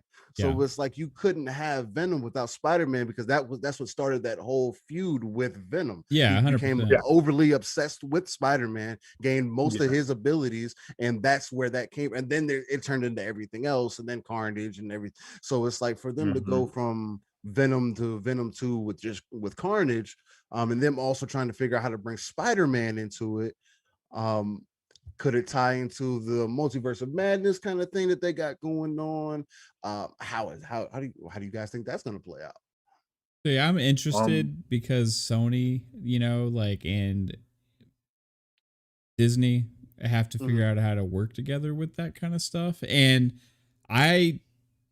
somebody's got to run the show and make the decisions, right? For the cohesion. I don't know. Like Sony's playing nice with Spider-Man. Yeah. Right. Yeah. And in turn, Disney needs to play nice with Sony for Venom, right? But to be honest, like Disney's runs the show here, right? Like they're going to be the ones that are in complete control because they have most at stake. Because they've built this whole cinematic universe that if Sony like does something that they've you know, they've what they're doing I like, but they haven't crafted something like the MCU, right? Right. So if they do something to throw it off, like I think Disney is extremely protective of that. So I'm gonna say that if Spider-Man is going to be involved, it's gonna probably be only very loosely tied. Well, So I guess the I better don't know. question would be, should he be involved or should they just keep him out? I think that Sony should relinquish control of the version of Spider-Man that is in the MCU to Disney and let them do whatever they want with it. And I think they need to have their own Spider-Man that they do whatever they want with, right? I think it would be in their best interest for control of doing their own movies as well. And you know what? There's more than one Batman out there sometimes at a time. It's okay if maybe there's more than one Spider-Man out there at a time. Hey, how about interesting twist? Sony has proven that they've done amazing things with Miles Morales already. How about a live action Miles Morales movie? And you go in the direction with Miles Morales as Spider-Man in the Sony movies. That would be dope. And then you leave Peter Parker over there with Marvel, and then maybe you do like some kind of twist where they, you know, introduction or something where, you know, in the future timeline stuff, you know, you can do some interesting things there and say, oh, passing the torch, right? You know, there's interesting things they could do that with that. I think Sony has already changed the source material to make Venom work, right? Yeah. So having Miles Morales be the Spider-Man with Venom wouldn't necessarily be like, oh, that doesn't make sense with the comics because they've already went in left field anyway, right? So I do like the Venom movie, right? I do too. One thing I freaking love Tom Hardy. Like, he's a freaking great actor. He did it. Yeah. He's a badass to me. He's played some amazing roles, and like the character he plays as Venom is so different from what anybody because he's like kind of clumsy, and you know what I mean. Like, so the character he plays in Venom is awesome, and I think they are onto something there. I think a lot of people gave that movie crap just because it wasn't the MCU or it wasn't tied to Spider-Man. But if you just take that movie in for what it is, it's actually a really entertaining movie, right? And I really enjoyed it. So can they build on that? Yes. Do they need Spider-Man? I think it's a detriment to the movie if they don't have, to that franchise, if they don't have involvement with Spider-Man in there. But I think they don't have to have it. If they do, leave it away from the MCU, because what they're doing with Venom doesn't already fit with the MCU at all, you know? But I would love to see like a Miles Morales Spider-Man, like live action, because that dude into the Spider-Verse movie, oh my gosh, you know, like that was one of the freaking best superhero movies in period. Right? Like, and that was all them, dude. And my daughter loves that movie. I love that movie. I think they could have some fun with that. That's my thoughts. Yeah. No, they could definitely work off the multiverse aspect of everything and have Sony's version of Spider-Man be one part of the multiverse, and Marvel and the MCU, Disney's version, be another part. And then they could do a collab together, collaborate together, and do some kind of multiverse with, you know, who knows what, who they can either like could do like the Sinister Six movies if Sony decides to do the Sinister Six series that they kind of been hinting at, because they got one movie that's coming out, but it's been pushed back for I think a year. He's the vampire. Mobius. Morbius. The Jared Leto movie? Morbius, yeah. So that's crazy. That's not even in the lineup. Yeah. That I see. So Sony doing, you know, they could do theirs and they could set that up, and you know, so there's definitely room, and you know, for some kind of collaboration. And I agree with with Mav. Definitely having Disney MCU having Tom, and then having a Miles Morales for the Sony's universe. So this way, because what they're doing with the Spider-Man now, it's been awesome. I've been liking these Spider-Man with the Tom Holland Spider-Man more Yeah, than the ones what Sony has done so far. me too. That's just my opinion. I don't think they've But- done bad. I think Alex No, Garfield, it's- or what's his name? Alex Garfield, is that his name? Okay. No, Andrew Andrew Garfield. Sorry, yeah, Those Andrew movies were all Garfield, right. and then also, Tobey Maguire. I Tobey. think they did good. Spider-Man 3 was atrocious. Like, Yeah, but no. the first two Yeah. were really good with that series. I think Yeah. Amazing Spider-Man movies were good. I think they've proven they can do fun things with Spider-Man. I just think that MCU Spider-Man needs to. Those movies feel like MCU movies to me, and if you take him out of that world, it just kind of maybe ruins that. Now remember, Tom Holland was done. Remember, like he was put on Twitter and stuff, and everything. It was sad, like his contract was up. Like there was the Sony and Disney had like not renewed the deals and stuff like that. So there was Spider-Man was done with the MCU and everything, and it was kind of like but then they worked it out, and then he made the announcement, "Hey, yeah, it's back on," right? So. There had to have been some negotiating there between Disney and Sony to get everything finalized for this to happen, because there was a major outcry from the fans, right? To make that happen as well. And I think that, my personal opinion, I think that Disney probably won on the negotiating there, right? Mm-hmm. So we'll see what happens with that character, and I think Tom Holland is a great Spider-Man. Again, another For a young Marvel. He unknown actor really at the time, hadn't done much. He launched his career to new places. He's going to be in a lot of new stuff going forward. So I like what Sony's doing. It's just so different, Mm-hmm. Yeah, I agree. Okay. What else we have on the list? Oh man. Okay. So we talked about Fantastic Four. Mm-hmm. Then we Kind of went off rails a little bit. Yeah. Moon Knight is a series. Yes. Yeah, I'm intrigued by this one because I haven't. I don't follow Marvel as much as I do with DC comics growing up. So this for me will be a new introduction of a character. Yeah. And this is a character that What I'm I've not seen- familiar with much at all, What I've seen is very, very intriguing because when Kevin Feige he did his roadmap at the Disney, he for the not for the investors, but I guess for the news media and stuff. He came out and this is what our timeline is, and he was talking about Moon Knight, and it's going to be kind of based on like a Indiana Jones type of archaeological type, like it's going to be set in Egypt, and so they're all talking that about like, potential really, implications for Blade. Oh, really? Yeah, that's what it says on this, how it fits into the MCU.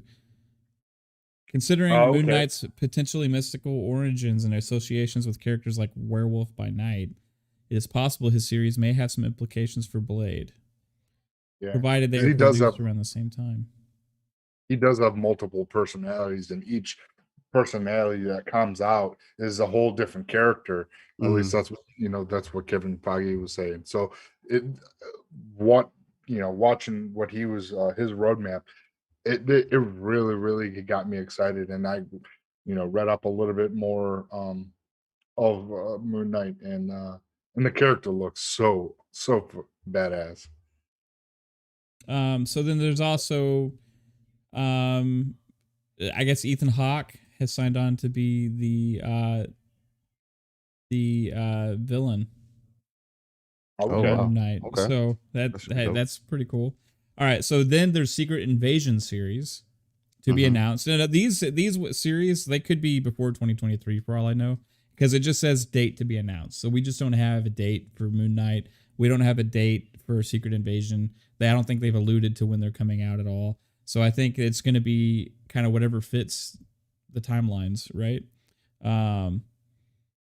So next after Moon Knight, Secret Invasion.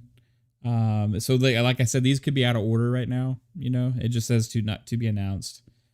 Secret Invasion is going to be huge, right?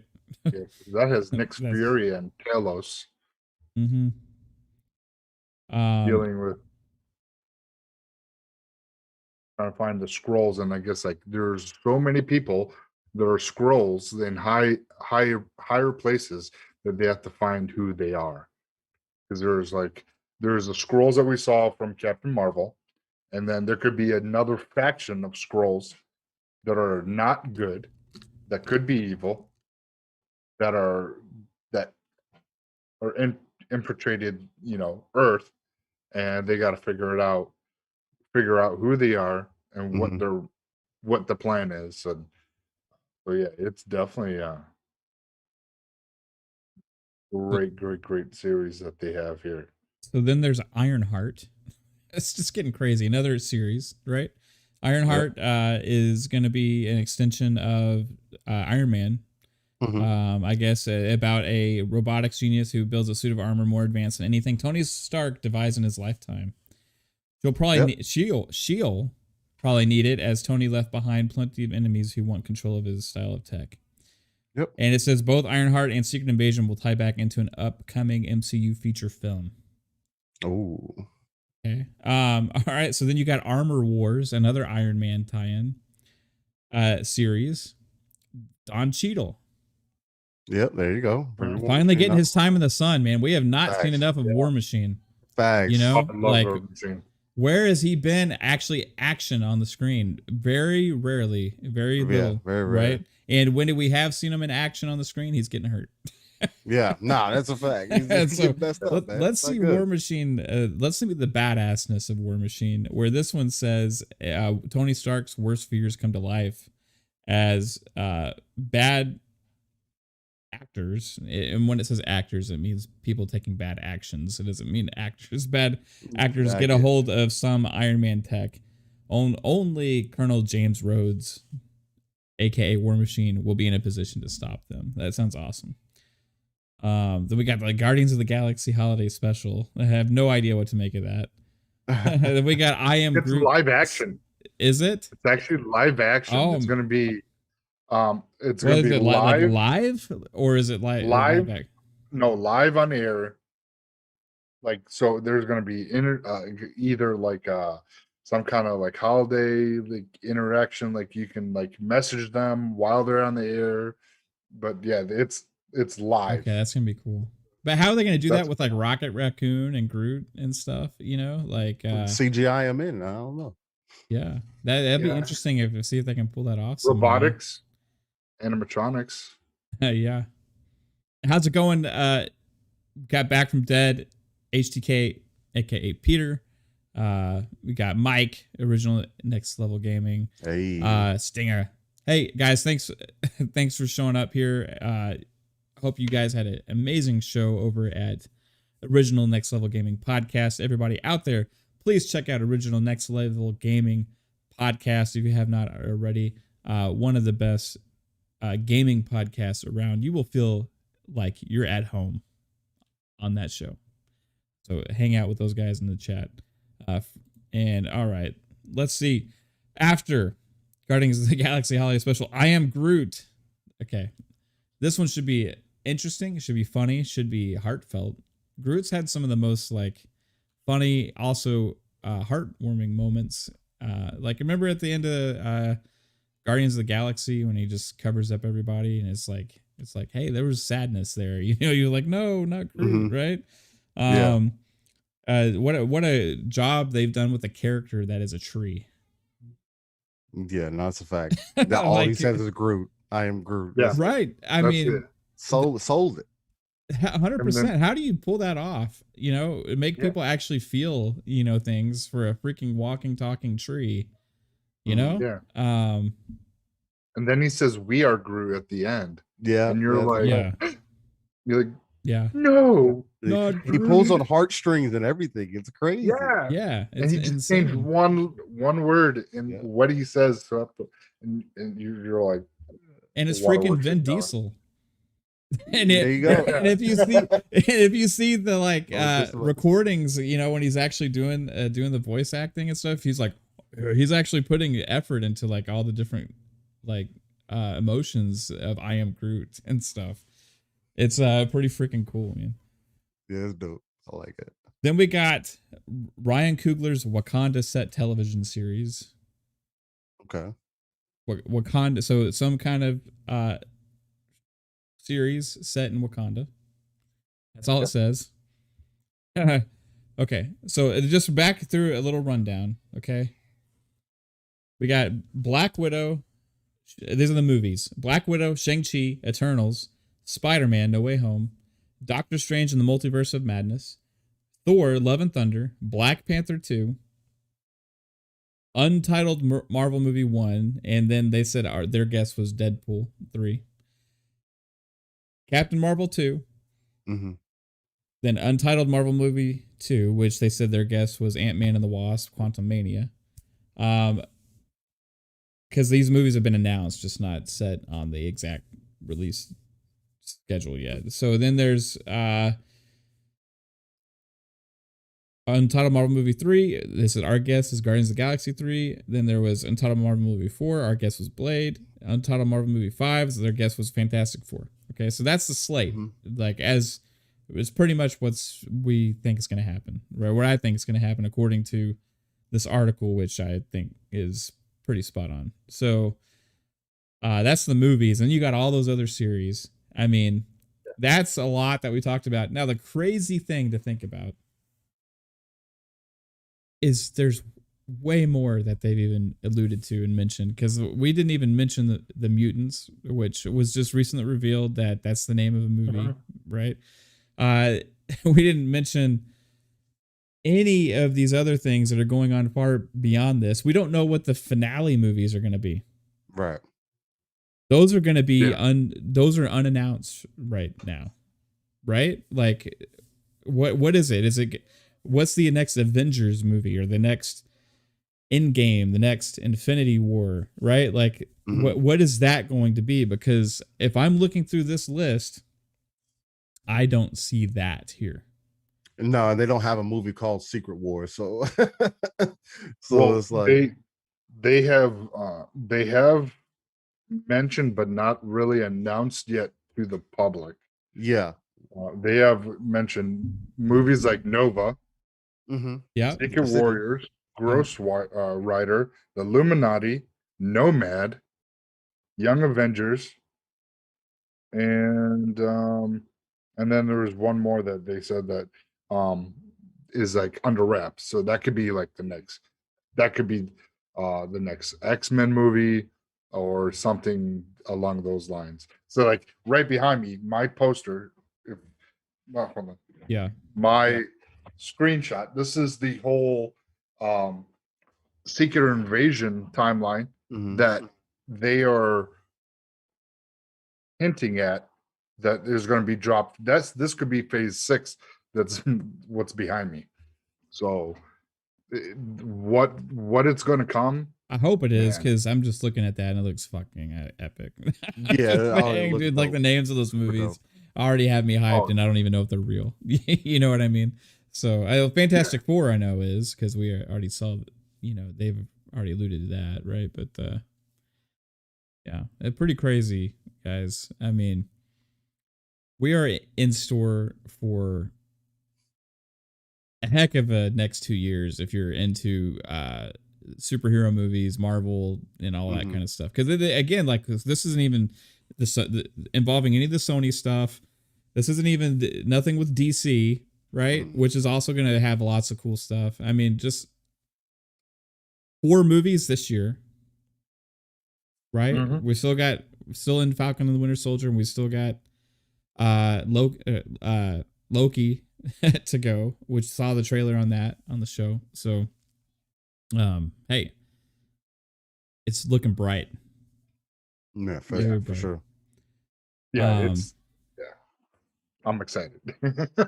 So one other news we wanted to drop was the real quick was the Sony made the announcement, I guess today. There's an article today that Sony's dropping their movies into Netflix going forward after release at the theater.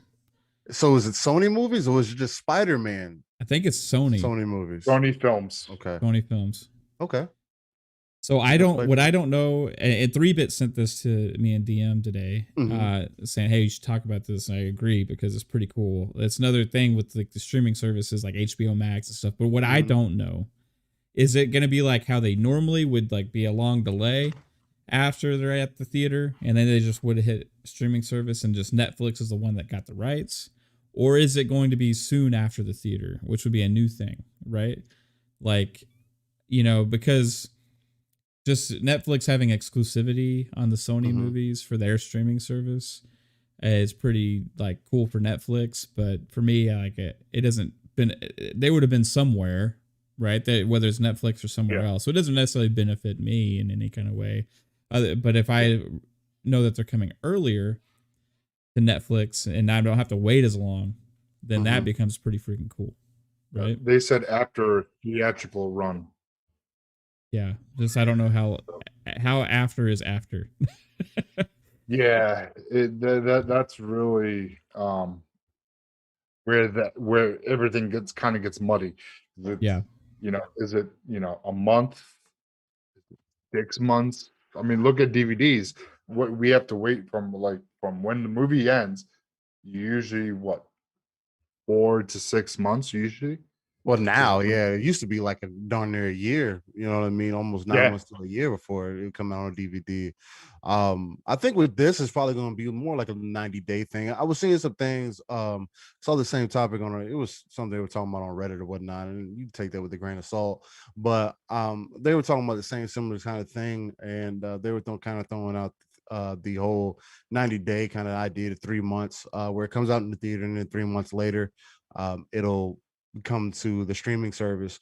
And it's kind of what they're wanting to do now, because they were trying to pull out some of the movies from HBO Max as they have done with some, just because the theaters are opening back up, and that's where they want to sell the movies at.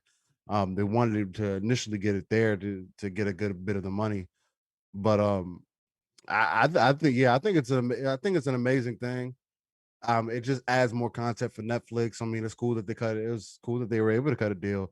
From everything that I'm seeing, it seems like it's a good play, especially because you have a guaranteed Spider-Man movie whenever that comes out.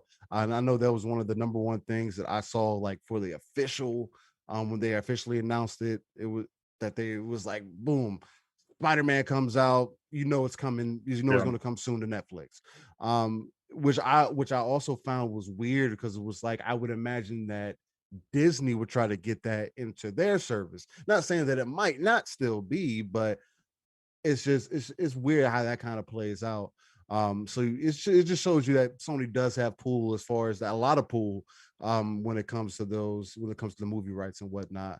But you got a lot of animated movies, it seems like, would go into that service. So that would be great for the younger crowd. And There's a lot of good options we talked about. Yeah, the Morbius movie. So there's a lot of good options that they got in here. I just think it's a good benefit for Netflix. So let me just widen in their categories. I think Netflix is just trying to get into the comic book scene, kind of like HBO Max is DC, and then Disney Plus is Marvel, and they're like, well, we want to be involved. So I think they're like, Sony's doing, they've put out movies that are well, and then so they did this deal, and that's what it looks like they're going to do. So the one thing it does not say that I read, try to read into this article, is that established movies. Mm-hmm. Yeah. When will they be? Will they be part of this deal? And will they be, once it's established, is a day and date? Or are they going to release them periodically? Like, here's a couple movies here, here's a couple movies there. How are those going to play out? I mean, I'd like to know, because Amazing Spider-Mans are probably out of the others, or my second choice of Spider-Mans. I would like to see those. So this says the new deal sees Netflix replace Star as a Sony's partner. Deadline says is a record-setting price tag. Netflix is an obvious choice for Sony, given that the company's already has a pay deal for its animated releases. But the new deal is far more comprehensive. We'll see Sony's theatrical films from its Columbia Pictures, Sony Pictures Classics, Screen Gems, and TriStar Pictures studios all head to Netflix. So if this is like a place where all of the Sony library of movies is going to live and stay after a certain point, that's pretty cool, right? Because Netflix already has so much stuff, right? And Stars is like something that a lot of people may or may not subscribe to, but everybody has Netflix, right?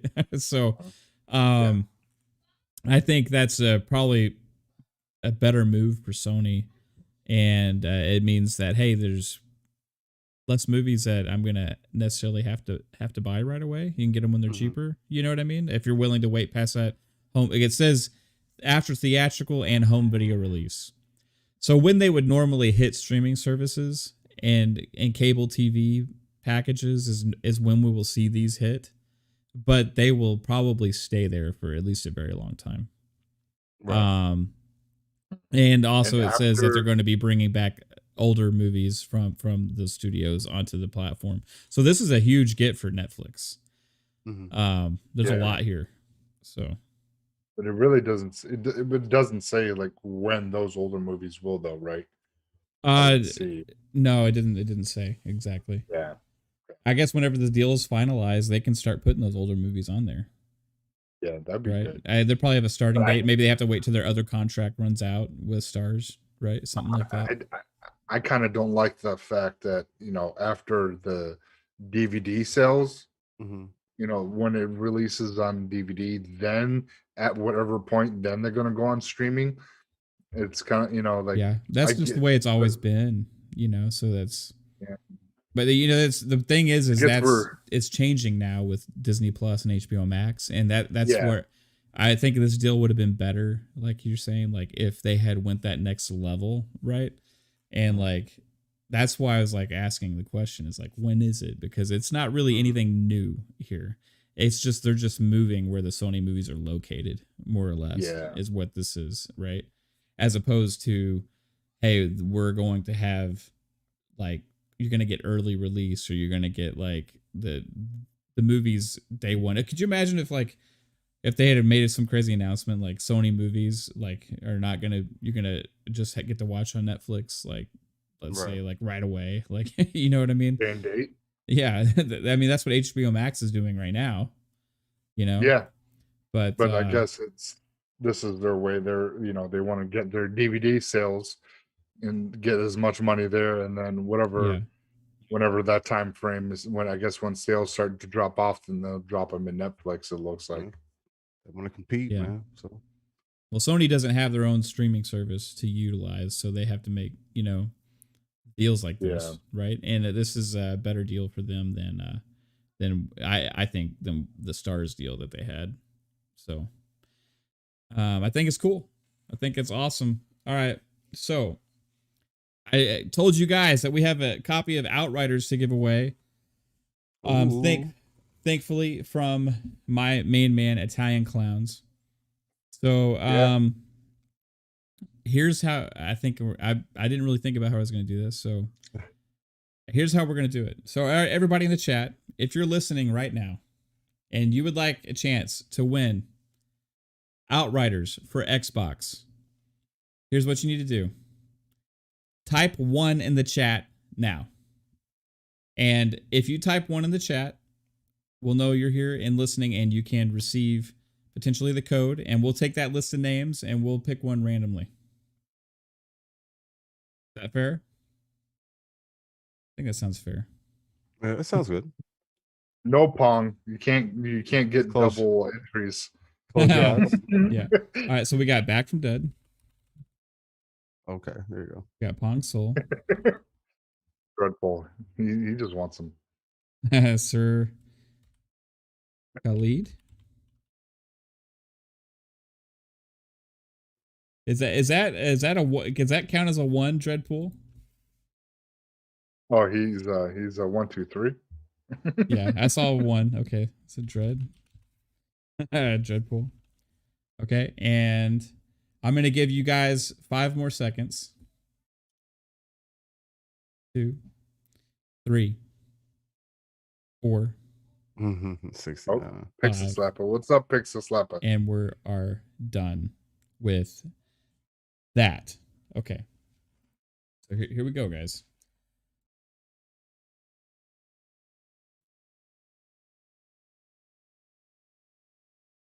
I'm going to put this into the randomizer. Oh, hold on. Jeff Ray just put in a Jeff 1. Ray. Jeff Ray. Yeah. Okay, Jeff Ray. he's not too late. Well, Jeff Ray's in there too now. Okay. Are we getting people filling in right now? Are they? Because some people may not be caught up live, right? So. Mm-hmm. Yeah. Yep. No. Jeff Ray said here. 3-bit. Yep. 3-bit. Kind of panel member? I'm just kidding. Of course. Alan Channing. Okay. Thank you, Alan Caitlin. Channing. Yep. And, Daniel. and Daniel. Music. Yeah. All right, these aren't ones, but they still count. Guys. Steve. Hey. My father-in-law and my brother-in-law's name is Steve. Steve. I have a hamster named Steve. It always gets me. 'Cause I don't know if Mav maybe you could relate, Mav, but with Cloudy with a chance of meatballs. Oh yeah. Oh yeah. Steve. Yeah. I haven't seen that forever, man. But I saw that movie probably like 30 times when my daughter was. Facts. Exactly. My son loves that movie too. 1 and 2. Oh, facts. So yes, exactly. Oh man, that movie is so great. Oh yeah. It was so colorful. No, that's It a was, fact. Good. yeah, It's it a was just- good. It has It's a some good good morals. family movie. Yeah, that too. Yeah. It definitely taught morals and That's the other thing I've been liking here recently. It's just been some good family movies coming out. Like I haven't had a chance to watch it, but Raya the Last Dragon I heard was really good. A lot of people Yeah. loved it. I just So, don't want to spend Double that aces. $30. no, I feel that. I definitely You feel know what I mean? I'm like, I ain't paying you like $8. that. Yeah, No. facts. I gotta pay you another $30. God damn. I did that with Mulan, and it was like, man. Right? All right, it's cut off Yeah. now, guys. All right. Did you say Charlie, babe? Was there a Charlie? Okay, I saw Charlie. Alan, Okay, that's it. Huang. and Daniel N too. Okay. There was the last. All right, so we got 1, 2, 3, 4, 5, 6, 7, 8, 9, 10, 11 people here. So we're gonna do random 1 to 11. Nice, Mike. Generate. Hey. Number 3. That is Sir Khalid. Hey, Sir Khalid. Congratulations. Welcome. You had not welcome. Congratulations. I don't know why I said welcome. That's stupid. Hey, congratulations. You have won a copy of Outriders for Xbox. So here's how you can claim that, sir. Please DM me on Twitter at Fun Speculation. Hey, give me a follow while you're at it. No, just kidding. DM me at Fun Speculation on Twitter, and I will send you this code, sir. Congratulations. Facts. Congrats. Congrats. It's an excellent game, my guy. Yeah, Yeah. have fun with it. Again, thanks have fun for with that. what was it? What's the new, Outrider. Italian Clowns is new. Or GQ TV. Yeah, name change of Four Guys with Quarters is now 4GQ TV. Everybody. Or GQT. Thanks. Shout out to him for doing Yes, that. the Clowns gave us this code to give away on FunPop as a generous gesture. Much love. So shout out to him again. Thank you, dude, for providing that, and I hope you enjoy it. Now, also, I had a freaking blast with you today, Steel Rain. I think you need to come back a lot, because dude, you know your stuff. So, Psychonauts, awesome talking to you again, dude. But Steel, hey, make sure I want to wrap up the show, but I want to give you the opportunity to tell everybody where and when they can find the Living Split Screen podcast with you and my brother from another Pong Soul. Also, GRG, you are on that as well. Anywhere that people can find you, hey, make sure you give it a huge shout out, bro. Look, man, again, I greatly appreciate y'all for welcoming the Rain into the FunPop Kingdom. We had a fantastic night talking about entertainment. I mean, again, there's more to it than just typical games and whatnot. There's more entertainment than just that. Again, with you guys again, I consider you guys brothers too, man. And just sitting with you guys and talking about other things that we enjoy has been an amazing experience. I've had a great time, man. Again, I appreciate you reaching out and just asking me to be on. I'm always humble for that. Like Matt was saying, man, Fridays tomorrow, 8 p.m. Central, GRG. We get it live, coming live from the 405, man, with K Mega and the guys. And again, we all come with that with a very raw kind of energy, I like to call it. We're very entertaining, very informative, and overall just giving it to you the only way we feel like we can. And then Saturday, no, we're not going to talk about, hold on, Pong, we're not going to talk about MLB or Kojima. Yeah, it's tomorrow, bro. But anyway, speaking of Pong, yes, Saturday mornings, 9 a.m. Central, 10 a.m. Eastern, 3 p.m. UK time. Check us out. We're going to get you up and alive with the Living Split Screen podcast, where we keep things. We don't have a specific, I should say, box that we like to talk about.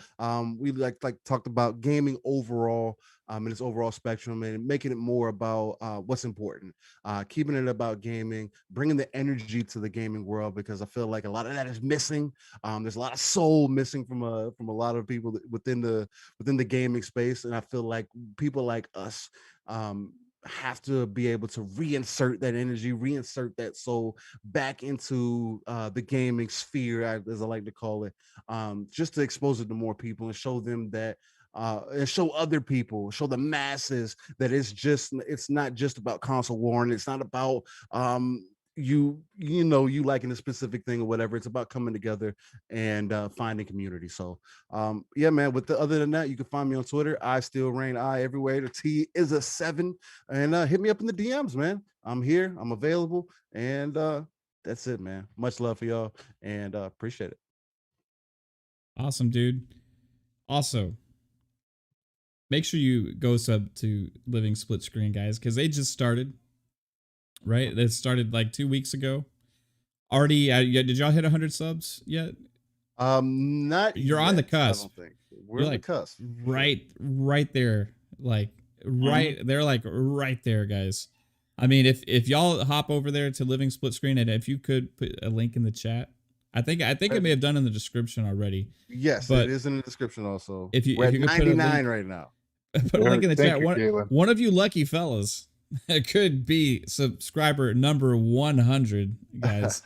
So thanks. Just want to make sure you guys give it a thanks, Kate, for putting that in there. I babe. appreciate that. Now, also, as awesome as Steel Rain is, we also have another awesome guy here every week. My man, Psychonauts, dude. Fun conversation tonight, digging through that MCU, dude. I know way more now than I did before the show, which was my goal. Dude, it was a blast. dope. Dude, It was man, I'm so excited of what's to come. So hey, Psychonauts, where can everybody find you? Yeah, thank you, Steele. It was a pleasure having you on tonight. It was awesome. I love it, and I've been checking out Living Split Screens every Saturday morning, and you guys are killing it there Appreciate it, every man. freaking Saturday.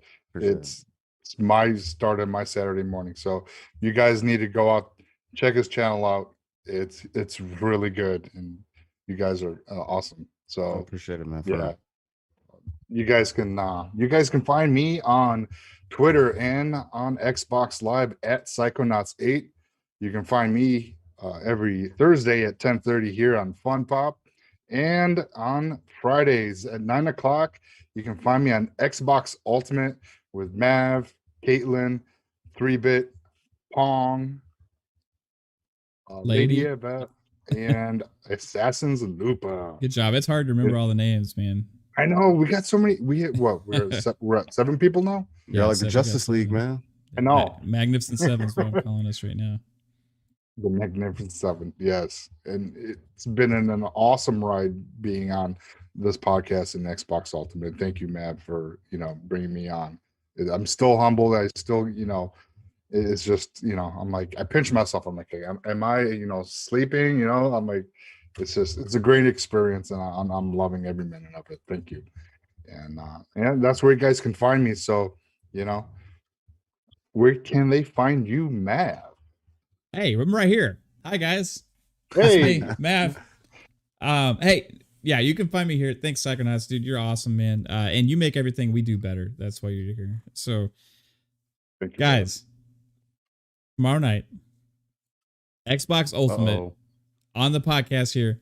We are going to have a freaking blast. We got the Magnificent Seven. We are going to be talking all things Xbox, and this one is going to have a little Japanese flavor.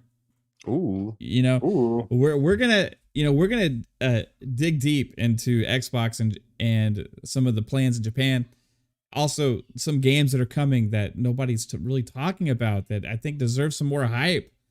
And hey, what would we be doing if we didn't talk about Hideo Kojima? Facts. So hey, tomorrow night, it's going to be a blast. We're going to be talking about, hey, what I think is happening with this Kojima news. So tune in Friday night with the Magnificent Seven on Xbox Ultimate Podcast. It's going to be a freaking blast. I can't wait to see you guys there. That's here on this channel. And also, hey guys, check out it's already getting to me. 4GQ TV on Thursdays. That's on YouTube, 4GQ TV, and my man Italian Clowns hosts that show on that channel, and I'm lucky enough to be a member of the panelists there, and we do amazing interviews. We've had Master Chief on, we've had Pan Am was on there from Cyberpunk. We talked to people from Square Enix. We've talked to just like amazing voice talent and artists and creators. And it's been absolutely amazing being on that show. So guys, check out 4GQ TV. That happens on Thursday nights at 6:30 Eastern. So I was doing that before the show tonight, and also random interviews throughout the week, and also a different show that pops up on Tuesday during the day. So and then you can follow me on Twitter at Fun Speculation as well. Look out for my wife is going to be streaming, maybe starting later this month on our channel as well. I can't wait for that. Follow her on Twitter. We got her a PC coming, so where she's going to get set up. We do legit streams with like overlays and full setup, and going to teach her OBS and all this fun stuff. So looking forward to that. Amazing time again tonight, guys. Thank you for the time. And everybody in the chat, you freaking rock. Love you guys. Y'all are awesome. Congratulations again to Sir Khalid. Enjoy that game. You guys have a good one. Take it easy. Bye-bye. Bye, everybody. FunPop. FunPop.